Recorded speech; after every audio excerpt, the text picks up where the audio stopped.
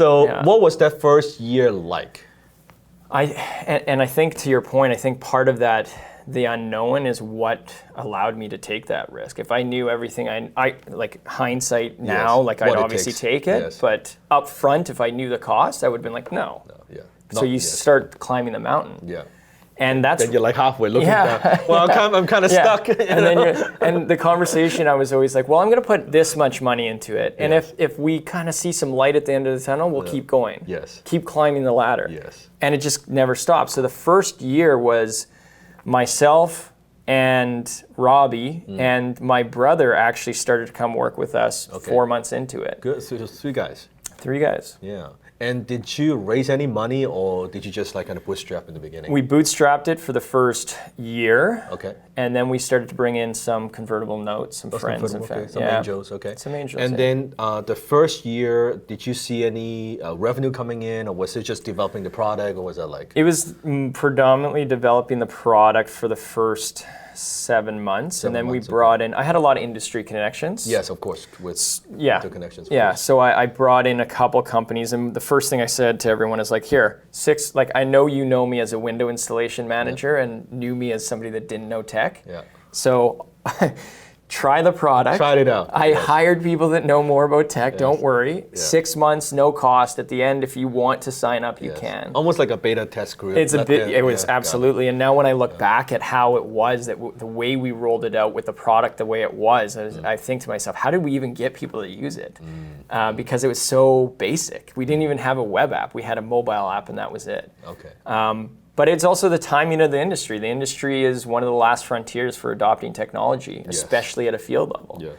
So not so much now. Now, I mean, it still is, but there's a lot more traffic there. What was the pricing model? Like, how did you charge once you, like, is it per company, per user, or like? Now or how we? Tell me how it was and then to now. Yeah, so how we did it so we have 2 different pricing models. We have a model where it's by basically active profile in your business. Okay, it's each profile per worker, right? Yeah, it's a worker profile. Not everyone has to download the app to have a profile in the system. So think about a new worker that joins the company. They might be working under somebody, but they still need to pull all the information around their profile. So forms, they sign documents, certificates, everything. So there's active profiles, and then there's a subcontractor portal. Okay. And so, as you know, doing renovations and stuff like that, general contractors going to hire subcontractors. Those subs might even have subs. Yes. And the thing in the construction industry around safety is that it's not as simple as building a digital form for safety. That's why I built Salus, is because there's software out there that does that. Yes. But nothing that replicated the hierarchies and the workflow of the industry. It's more construction specific. It's not just construction specific, it's more field labor industry. So mining, oil and gas, construction, anything where there's a predominant amount of labor, but also the general contractor or prime to subcontractor. Got it.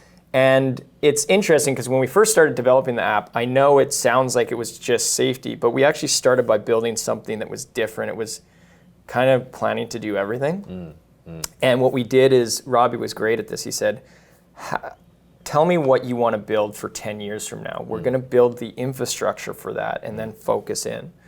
And so we built something, part of the stuff was accidental that's working incredibly well now, but we replicated that workflow that the industry has in the data infrastructure of the product, and then we dropped safety into it. Got it. And when we did that, all of a sudden it mapped out their workflows so well that didn't make them take an app that's paper-based, or sorry, a digital form-based app, and all of a sudden have to do all these workarounds to make that work. It just replicated what they were already doing. So the adoption is really high. Because there's so much cross-pollination with paperwork from a prime contractor to a subcontractor to workers to everything. So now it's a win-win for everybody. So everybody's making their job easier, right? And that's the goal. And when you go into an industry like construction, it's not always about having that hard line of saying, well, this is technology, this is how it has to work. It has to be, there's lenience there where you say, okay, this is your workflow. How can we make your life easier so that you adopt this, we learn, and then pull you into innovation? Fascinating. It's kind of like a push and pull. Did you get traction in the beginning, the first couple of years, or did it take some time? Like people were skeptical. I don't know about the skeptic. So there's a couple of different things.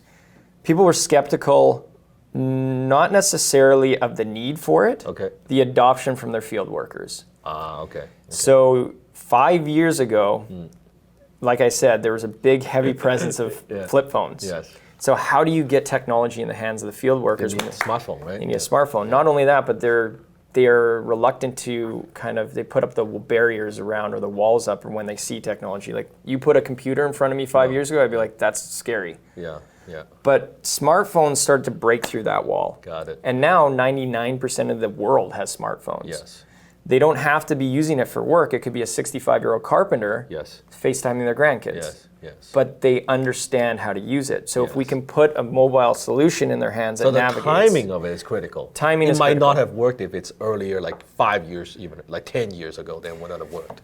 10 years ago is tough. We have some competitors that have great products, but they have some walls and barriers in their product because they couldn't start mobile first. Got it. Right? And safety has changed so much in the last 7 years. If you build something 10 years ago, the understanding that you would have had of safety is completely different than it is now. Wow, wow. So timing is huge as well. Yes, timing. So then, when did you get? So walk me through the pricing.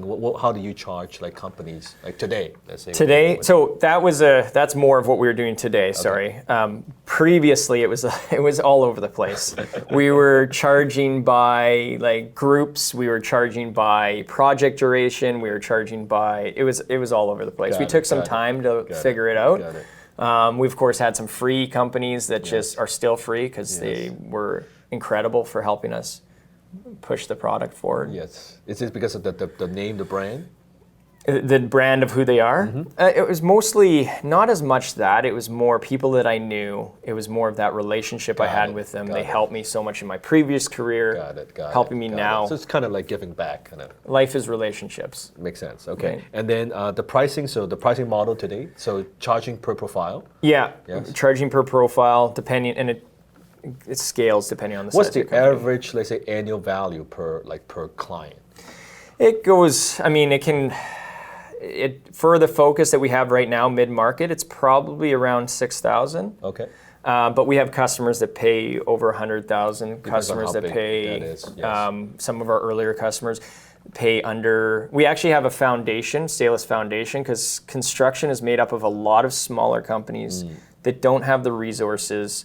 To let alone find safety consultants or safety officers don't have the budget to pay for software. And they get left in the dust. And they're the weakest link always on a job site. So we have an under 10 worker subscription for $500. Oh, cool. That's so just to help them out. Yes. When they grow into a bigger one. So it's like a built-in customer base in the future. Exactly. And help the industry, give back to the industry. Yes.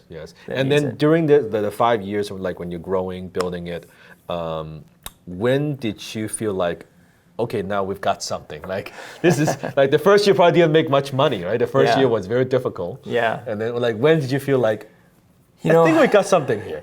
I feel it's an interesting question for me. I don't know if all founders feel this way, but I feel like I've always felt like we had something, but I also feel like we don't have it yet. Okay. If that makes sense. You feel like the market is there, but I don't know if the product is quite... No, I feel like that's there, but I feel like we always have so much room to grow. And I think what it is me moving my goalposts so fast. Yes. So I see that there's product market fit, or customers are loving it, but then I'm looking at this and like, well, that can get better, and that can get better, and that can get better. And if we don't do this, then... And so I'm always playing the game of, I personally feel like I should probably focus a bit more on some of the positivity and look back at what we've created more. Yes. And I encourage our team to do that. Yes. But how often do I do that? I probably need to get better. Yes. Because I'm always focused on what's next. Where are we weak? Where can we improve? Yes. And so I find I get trapped in that sometimes. Yes. We don't take the time to kind of celebrate and smell the roses a bit, right? It's a double-edged sword. The biggest thing that drives you forward yes. also causes you turmoil.